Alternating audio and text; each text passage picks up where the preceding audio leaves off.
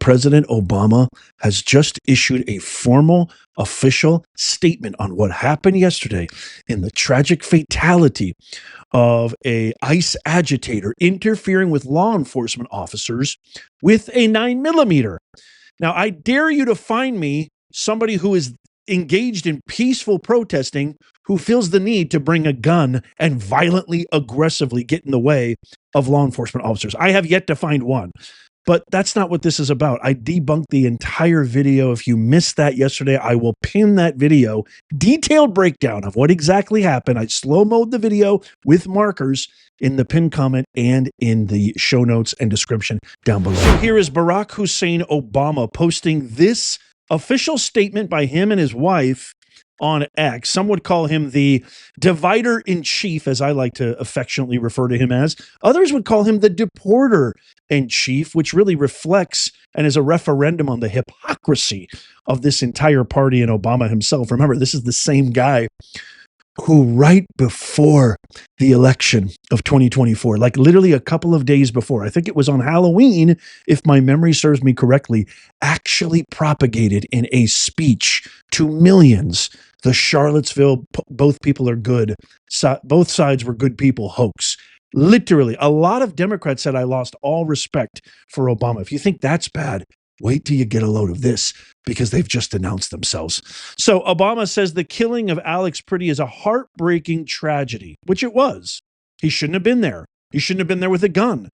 You don't get involved and interfere with law enforcement officers. That's true. That's maybe the only part of this that's actually true. Here's where it gets really scary. It should also be a wake-up call to every American. Now, I've taught Aristotle's principles of rhetoric: audience, purpose, message, ethos, pathos, logos. I think you're going to get a breakdown here that comes with my expertise, my background, and I hope this illuminates a lot of truth about what's going to happen here and who these people really are. When he says this is a wake-up call to every American, that is what we call a call to action, a CTA. You're the leader, Barack. Every Democrat looks up to you. God knows why, but they do. For you to say this is a wake-up call to every American, regardless of party, that many of our core values as a nation are increasingly under assault. You have officially announced that the Democrat Party... Now, I expect this from AOC, and I'll show you what Bernie said. I expect this from ghetto low IQ Crockett. I expect this from the rest of these hippocrats. But, you know, you would think that somebody like Barack, who's seen his party lose, get L after L after L, would have a little bit of introspection and reflection and go, you know what? This is getting out of control. This is not who we are. Let's kind of turn down the temperature. He just cranked it up. This is a wake-up call to every American. Our core values as a nation are increasingly under assault. This is the literal emperor of the Democrat Party who is saying, I'm siding with criminals over law enforcement officers, which defies the American people, the will of the American people. Not too many people can understand or grasp what that means. But I digress. I have the full statement here, and I want to kind of break this down, because if you think that's bad, it gets even worse. Check this out. Federal law enforcement and immigration agents have a tough job, but Americans expect them to carry out their duties in a lawful, accountable way and to work with, rather than against, state and local officials to ensure public safety. That's not what we're seeing in Minnesota. In fact, we're seeing the opposite. Now, wait a minute. He's right. They should be and expected to carry out their duties in a lawful, accountable way and work with state and local officials. But that's not what's happening, because Tampon Tim and Jacob Frey are literally telling, and this chief of police, this excuse of a law enforcement officer, is saying, don't work with ICE. As a matter of fact, they're not only saying they're not working with ICE, you've got the mayor saying, get the F out of Minneapolis.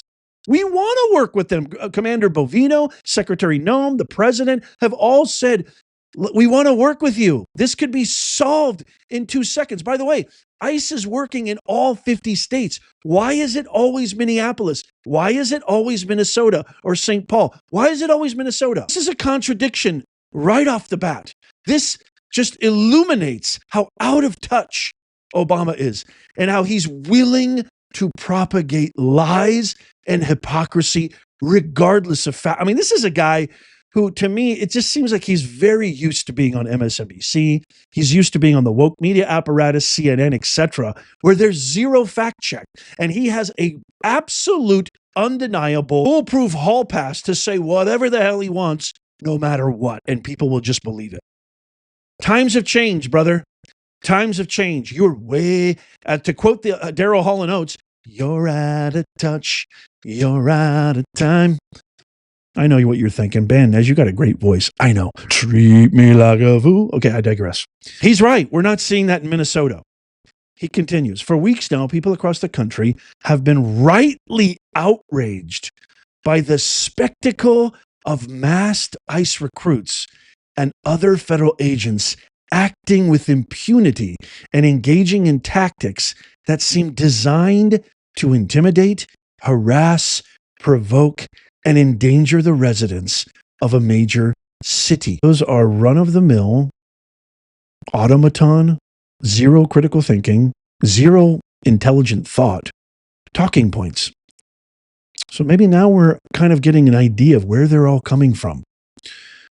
First of all, he says that masked ICE recruits acting with impunity. That's not true at all. And the reason that they're masked is because of people in your party who are acting against America, defying the will of the people, acting against the Constitution, fighting, attacking, driving cars, throwing rocks, throwing bottles, defaming, yelling, screaming, agitating, shooting in some cases, attempting to shoot. Our hardworking law enforcement officers are doxing and jeopardizing them and their families for simply doing their job. These unprecedented tactics, there's nothing unprecedented about this, that's a lie, which even the former top lawyer of the Department of Homeland Security in the first Trump administration, who is disgraced and who is a complete DNC shill, has characterized as embarrassing, lawless, and cruel, have now resulted in the fatal shootings of 2 U.S. citizens. No context, just the fatal shootings of 2 U.S. citizens. Doesn't talk about how Renee Good was in a car, has no concept of the evidence that this woman blocked traffic for 45 minutes, was dancing in her car. I showed all this stuff.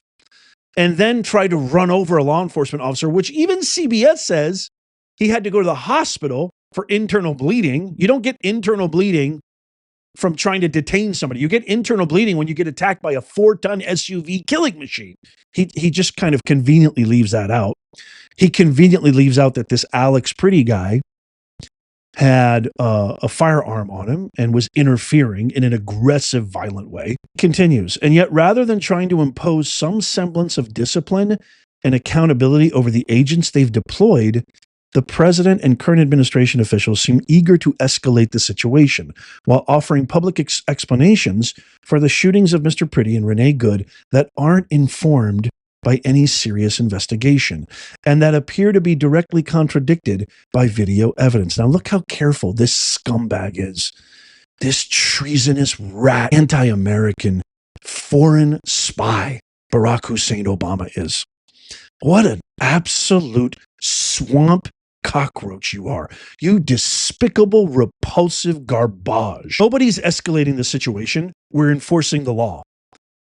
ICE officers, law enforcement officers don't write the laws. They're not policymakers. They simply enforce the law. President Trump ran on mass deportation. Over 80 million people voted for this and wanted this. You look at any poll and you will see, even Democrats, it is bipartisan. They love what's happening. They want deporting. If you're here illegally, you're a criminal. That's illegal. There's legal and there's illegal. There's nothing wrong with legal immigrants. There's legal and then there's illegal. There's no escalation. The only escalation is coming from you guys saying Gestapo, calling them Nazis, calling them SS, calling them sweeping brown and black people, masked, unmarked car. It's all BS. You guys are the ones escalating it. Frey, Waltz, and mentally Ilhan Omar are the ones who are saying we don't want to work with ICE. They're telling their officers, we've got independent media journalists like Nick Sortor on the ground saying the guy's been surrounded by organized paid agitators, called 911,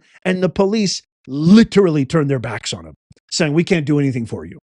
So that's BS. That shows you're out of touch. Here's the most pronounced contradiction.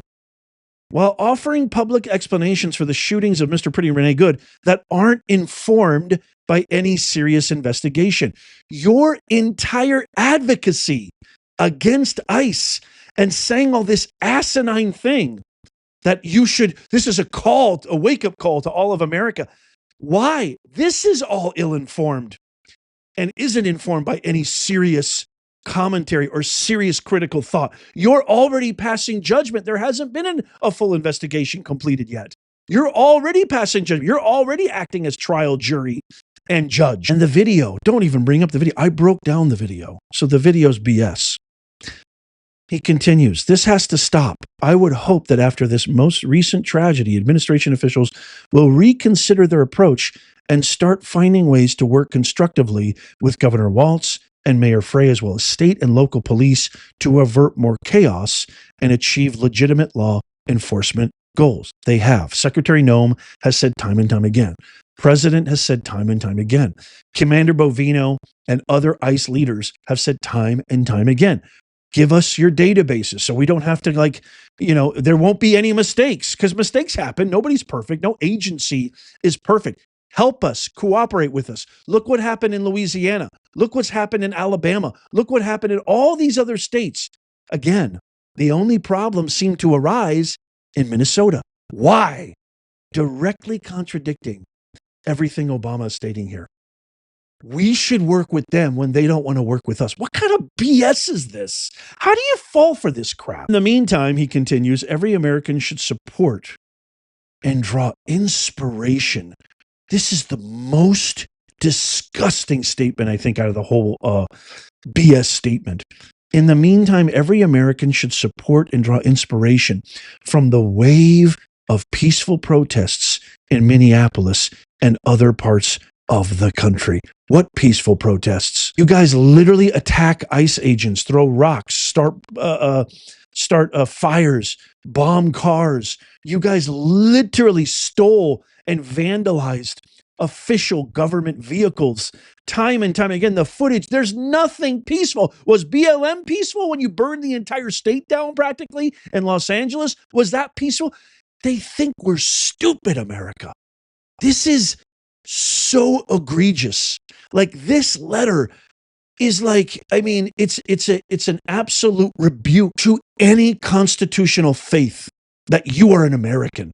It is an absolute degradation to everything our country is about. It is the most dishonest thing I've ever heard an American president, former or current, I've ever heard that. I mean, he literally is hoping and banking that propaganda works. And you know what? It does, sadly. When he says support and draw inspiration from these absolutely unequivocally non-peaceful protests, he's literally saying, keep being violent, keep attacking ICE. We want more deaths because that's how we're going to stay in power. That is it, pure and simple. It is vile and evil. They are a timely reminder that ultimately it's up to each of us as citizens to speak out against injustice, protect our basic freedoms, and hold our government accountable. In other words, what we saw happen in New York City with Mamdani, an absolute Bolshevik taking over one of America's greatest cities, and we're about to find out how bad of an idea that was, how bad of a decision and consequence that was. He's essentially saying the Democrat Party is now radical left Bolshevik communists. There is no moderate Democrat anymore. That is the official, that's what this letter is saying. We don't need accomplishments. We don't have to have a track record. We don't have to have any goals. We don't have to have any strategy. We don't have to have any vision for America. Propaganda wins. Lies win. And you know what we're going to do in our cushy yachts, in our walled mansions, in our private security? They have private security. They have masked guards. They have officials wearing AR-15s guarding them at all times. They have these huge walls guarding their homes. But you, American citizens, Renee Good shouldn't have died. That pretty guy should not have died. but they were brainwashed, polluted with the toxic porridge of propaganda that's been poured into their craniums. And what's he doing? He's creating more and stirring more. Check this out. Check out this clip from 2013 where Obama is asked why his administration is deporting so many people and separating families. You're not going to believe this. I want you to close your eyes and imagine Trump saying this. Imagine what they would say. You know, I'm the President of the United States. I'm not the Emperor of the United States. My job is to execute laws that are passed. And Congress right now has not changed what I consider to be a broken immigration system. Mm-hmm. And what that means is that we have certain obligations to enforce the laws that are in place, even if we think that in many cases the results may be tragic. There are going to be some stories that break our hearts.